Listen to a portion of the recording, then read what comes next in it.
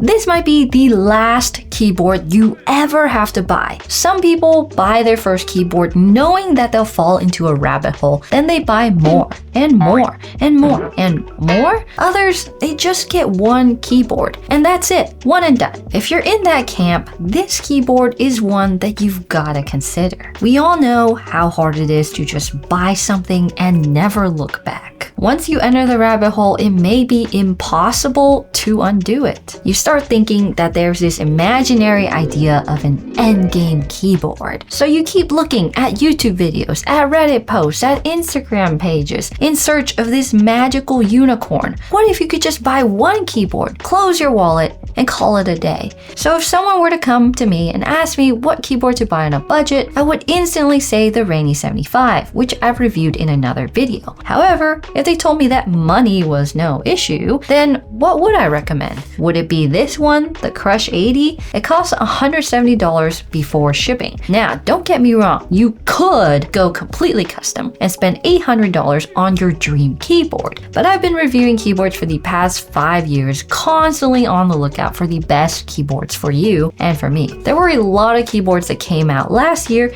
and this one might be one of the best. This video is not sponsored, however, Wapke did send us this keyboard to review. So is the Crush 80 as good as it seems? Can it really be a one and done keyboard? And does spending more get you a better keyboard, or is it just a scam? When I first got this keyboard, I was expecting to be blown away. But after using it more and more, I've come to really enjoy it. The way it feels and the typing experience. And you know, the fact that you can just buy it and get it without waiting a month or two is a huge bonus. But does that make it good enough to be your only keyboard? Should you spend more? Let's find out. So unlike most keyboards that have been launching in the past years with a slightly smaller size like the Rainy, the Crush 80 is actually a little bigger. It has a completely separate arrow cluster, a nav cluster, an F row. You don't have to cram all your keys together, and it feels like you actually have space for your fingers to breathe while typing at the expense of taking up more desk space. But there's no number pad. So if this is an issue, you can get a separate number pad like the Keychron Q0 Max. The Crush 80 is a full aluminum keyboard instead of plastic. It is heavy. So this full aluminum case is reserved for the nicer keyboards out there. It basically comes with everything you need, keycaps and switches, so you don't have to build it or mod it. The top has a nice matte finish, and if you're not a fan of this navy blue, it comes in a ton of other colors like hay bale yellow, light purple, and more, so you can match any setup. It has a center mounted USB-C port, so you can route your wire any way you like. But if you want to go wireless, it's got that too, with Bluetooth and 2.4G. You get some RGB accents here on the front with the EKG heart glow pattern and side glow too for more pizzazz. So usually these details are reserved for the nicer custom-made keyboards out there, and at this price of $170, it's great to see attention to detail. On the back, there's a back weight that is very reflective like a mirror. It has a stone wash finish and a thin coating called PVD to make it resistant to scratches and fingerprints. Now the extra weight isn't just to look good, it also increases the density of the keyboard, which creates a lower pitch sound when you type. There's a magnetic pop-out screen for your dongle holder, very convenient, especially if you're someone who easily loses things like myself or want to take your keyboard on the go. But it does weigh 5 pounds and 3.4 ounces, and so if you do put this in your backpack, good luck on your back. When you first get your keyboard at your doorstep, you'll see that it comes in a nice carrying case and a nice pocket on the inside too. It's much too heavy, so a carrying case seems pointless other than to carry all the accessories that it comes with. You get 3 additional switches, a user manual, a quick start guide, an extra aluminum plate if you want a stiffer typing experience, an IXPE sheet which I installed into my build, some additional case accessories like gaskets, bumpers, feet, and screws, a simple straight braided USB-C cable, and a keycap and switch port combo. Now if you never want to take this keyboard apart, that's fine too. You don't have to. The stock plate is is FR4 except if you buy the light version. The primary differences is that the light version has no RGB, half the battery size, and it has a PP plate instead of an FR4 plate. So FR4 is a little bit stiffer, so its sound can be higher pitched and the typing feel may not be as bouncy as a PP plate. The light versions are available in only black and silver and cost $159, which is $10 cheaper than the Pro version. For a one and done keyboard, these are very affordable. When typing on the Crush 80, every sound is crispy and clear. It makes you want to type more and more with how smooth the typing experience is. The keys are nice and clacky, which is fun to type on, but might be too loud, especially if you work with someone else in the room with you. I definitely wouldn't bring this into the office. It's also nice and soft with the included gasket mount, so you can type for a long time comfortably. Now there is one gigantic downside to this keyboard, and that's the fact that the on and off switch is under caps lock, so you need to bring a keycap puller with you everywhere. Now if you use it in primarily one mode, either wireless or wired, you won't really have to use that often, so it's not a huge deal. But if you switch between modes like me, it is a huge pain to have to get a keycap puller every time you want to change it. But enough ranting about that, let's move on. The keycaps on each Crush 80 depends on the color that you pick, with most of them having tritone colorways. This navy one has a dark gray, a light gray, and a navy,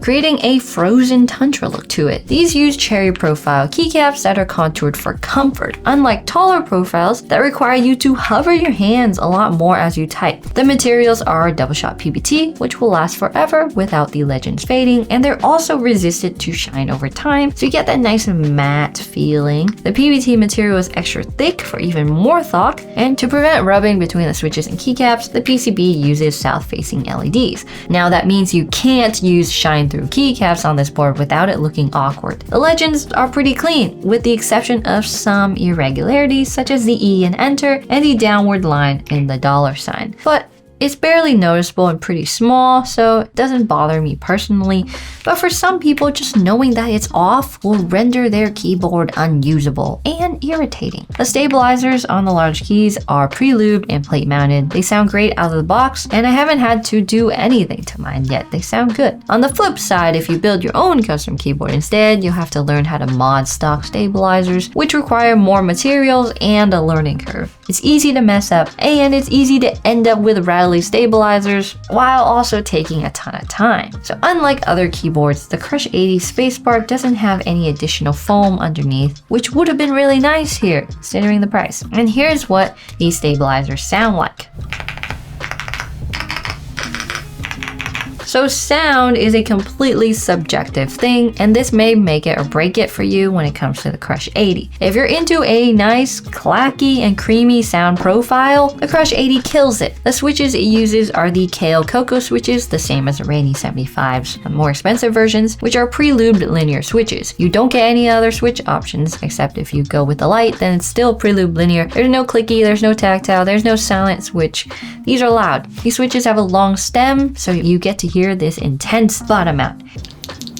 It's a relatively lightweight switch at 45 grams actuation, and compared to the HMX switch on the light version, which I unfortunately don't have, the Cocoa is supposed to be louder and higher pitched. They have minimal switch wobble and feel ultra stable to type on. Now if you don't like this sound, these switches are hot swappable, so you can change out the switches in case you want to upgrade or mod it later on. Speaking of upgrades, the switches are not the only thing that you can upgrade or mod. Taking apart the case is quick and simple due to its ball catch mechanism. It takes less than 5 seconds and boom! So you can see the light block here for the RGB on the top case, as well as a nice and smooth finish all around. At each individual corner of the bottom plate are silicone blockers, so the top case doesn't slam into the bottom case when you close it. On the PCB, you can see all the RGB LEDs for the switches, accent, and underneath caps lock is the on and off key. There are tiny tadpole gaskets all over the plate,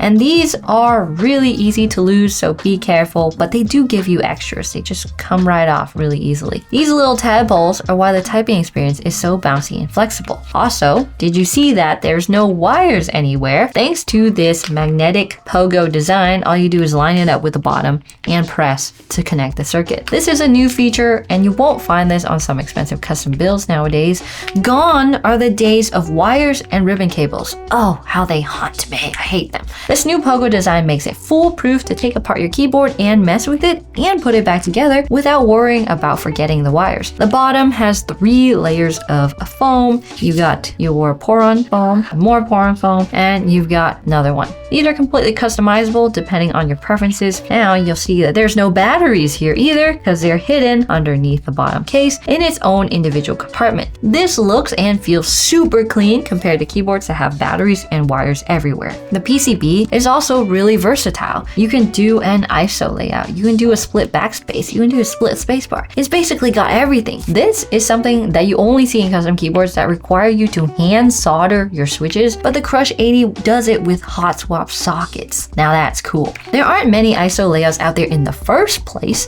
but this keyboard can accommodate it with its PCB and with its software too. But you'll have to buy another plate to do the other layouts, which you can find online with different vendors. So the PCB also supports screw-in stabilizers if you don't want the plate mounted ones. However, with the advances of keyboard manufacturing, they're not really necessary anymore. Between the plate and PCB, you've got 2 more layers of foam, plate foam and an IXPE sheet. So there are also a ton of flex cuts everywhere for an even more flexible typing experience. For some people, this may be too bouncy and not regular enough throughout the board. Personally, while typing, I can't really feel a difference. So before we can figure out if this is the last keyboard you'll ever need, we need to cover some important features. This is something that most people don't think about until it's too late. The software, one of the most important aspects of a keyboard. It lets you remap your keys, tinker with RGB settings, and program macros, and more, depending on the keyboard. This uses one of the best softwares out there, and the best part is you don't even have to download it. All you need is a computer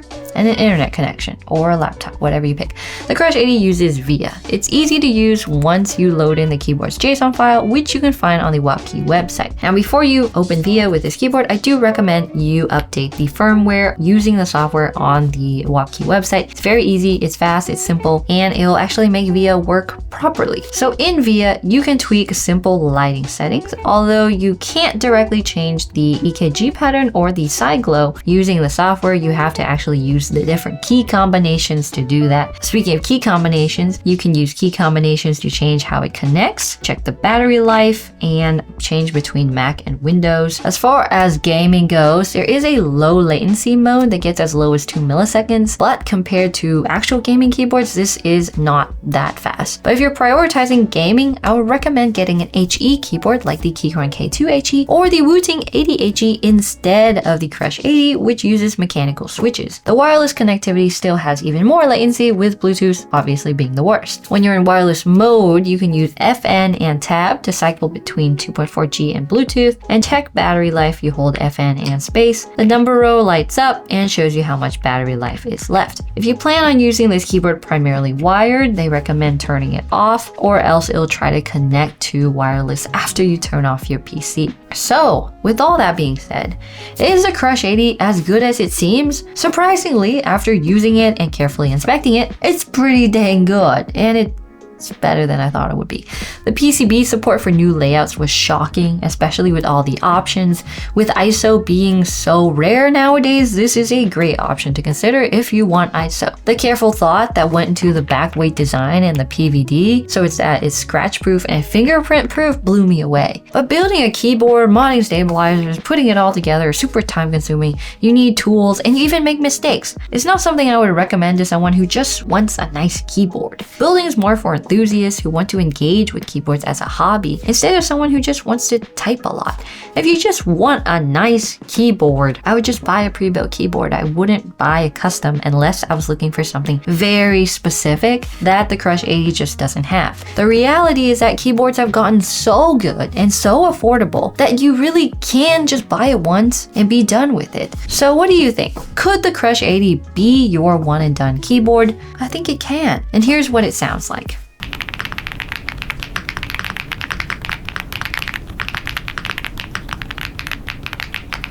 So if you're interested in the best keyboards of 2025, check out this video right here for more keyboard ideas that could be your one and done keyboard. Bye.